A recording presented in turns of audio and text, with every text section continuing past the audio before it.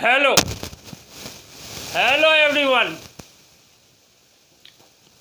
Tangent academy mathematics आप सभी students के लिए एप्लीकेशन ऑफ डेरिवेटिव से रिलेटेड क्वेश्चन लाया है।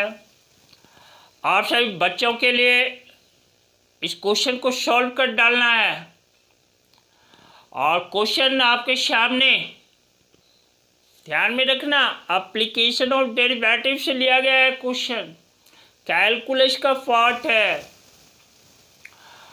और देखो इस क्वेश्चन को पढ़ डालता हूँ आप लोगों के साथ।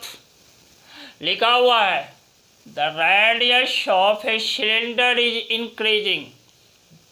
क्वेश्चन को ठीक से पढ़ना है, एक बार समझ में ना आए फिर पढ़ डालना है। Radius of a cylinder is increasing at the rate of देखो 3 metre per second and its altitude is decreasing at the rate of 4 metre per second. उस सिलेंडर का एल्टीट्यूड दैट इज हाइट जिसको कहते हो वह घट रहा है। घटने का रेट जो है 4 मीटर पर सेकेंड है। कहता है the rate of change of volume and radius is 4 meter and its altitude is 6 meter each।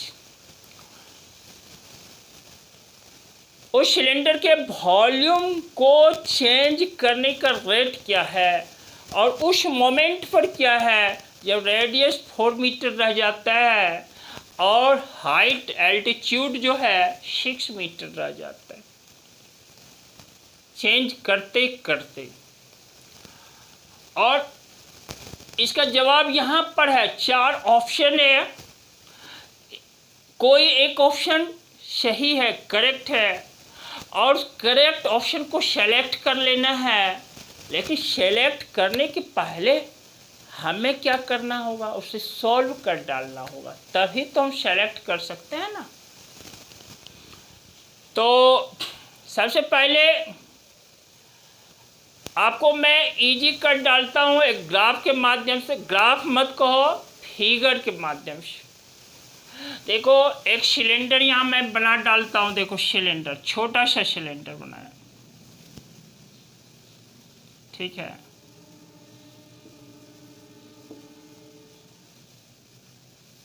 Right circular cylinder है और देखो यह बेस का रेडियस,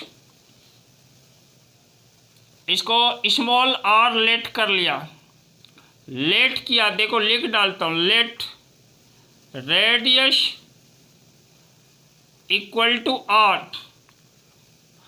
और देखो ये आर है, ये भी आर है। यहाँ से देखो ये एक्सिस है और इसके हाइट को देखो, यहाँ लिख डालता हूँ। देखो हाइट को h मान लिया मैंने। यहाँ पर वर्ड एल्टीट्यूड यूज किया है। Altitude that means height of the cylinder, ठीक है ना। एल्टीट्यूड भी आपके लिए लिख डालता हूँ, ALTITUDE। एल्टीट्यूड यानी हाइट, उस हाइट को भी लेट कर लिया स्मॉल h। देख रहे हो ना। तो देखो ये हाइट h है, इसके रेडियस को मैंने r स्मॉल r लेट कर लिया है और रेडियस के बढ़ने का जो रेट है 3 मीटर पर सेकेंड। देखो यहाँ लिख डालता हूँ dr/dt, दैट इज देखो 3 मीटर पर सेकेंड। ये गिवन है, क्वेश्चन में दिया हुआ है। dr/dt क्या रिप्रेजेंट करता है, rate of change of radius with respect to time. t यहाँ पर टाइम और it is given 3 metre per second. चूंकि रेडियस बढ़ रहा है इसलिए पॉजिटिव साइन देखो +3 मीटर पर सेकेंड। और हाँ इसका एल्टीट्यूड घट रहा है, एल्टीट्यूड के घटने का भी रेट दिया हुआ, देखो dh/dt। यहाँ पर है, यहाँ पर 4 मीटर पर सेकेंड है, इसलिए -4 डाल देता हूँ। क्यों? क्योंकि डिक्रीज कर रहा है, ये डिक्रीज कर रहा है, इसलिए एल्टीट्यूड के घटने का रेट देखो। एल्टीट्यूड को मैंने स्मॉल एस से रिप्रेजेंट किया है, इसलिए यहाँ लिखा dH/dt। तो डाटा सब कलेक्ट कर लिया आप क्वेश्चन का। फिर से आप ध्यान दो, स्मॉल और इसके रेडियस को लेट किया। किसका radius? Radius of the base of the right circular cylinder. Altitude को स्मॉल एच, और देखो dR/dt 3 मीटर पर सेकेंड है, dH/dt -4 मीटर पर सेकेंड है। Why minus sign is used at this place? Because of altitude घट रहा है। Altitude जो है ना, एल्टीट्यूड में जो चेंजिंग हो रहा है ना, वह डिक्रीज कर रहा है एल्टीट्यूड। ऐसे नेगेटिव साइन यहाँ लिया गया है। और देखो, और गिवन डाटा में हमारा गिवन है, क्या गिवन है भाई?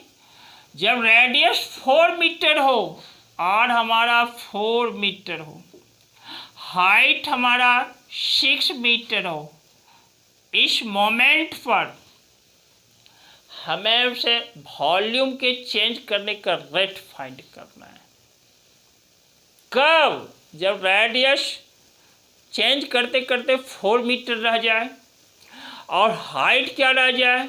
6 मीटर रह जाए, यानी एल्टीट्यूड 6 मीटर रह जाए इस राइट सर्कुलर सिलेंडर का, और रेडियस 4 मीटर रह जाए। उस मोमेंट पर rate of change of volume find करना है। और विद्यार्थियों, वॉल्यूम ऑफ द सिलेंडर आप सबों ने पढ़ा है, होता क्या है? That is πr²h from formula. मैं इस पार्ट में लिख देता हूँ। देखो, वॉल्यूम को मैं v से रिप्रेजेंट करता हूँ, वॉल्यूम को v से। तो हमें निकालना क्या है? dV/dt। देखो, इस पार्ट में मैंने लिख दिया dV/dt। तो वॉल्यूम ऑफ द सिलेंडर होता क्या है बच्चों? πr² है।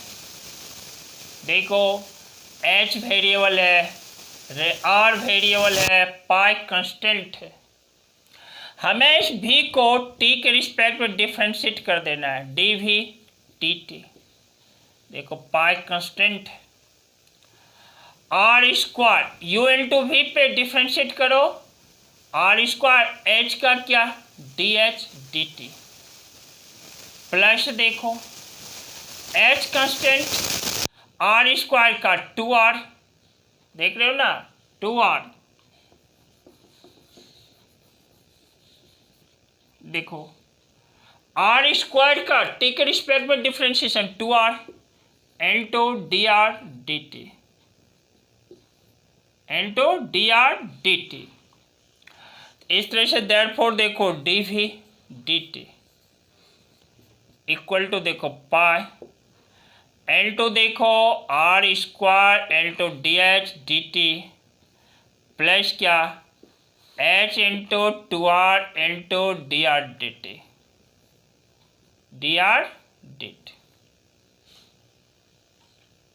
अब यहाँ पर डाटा जो हमारे पास है ना अवेलेबल, उस डाटा को यहाँ डाल देते हैं।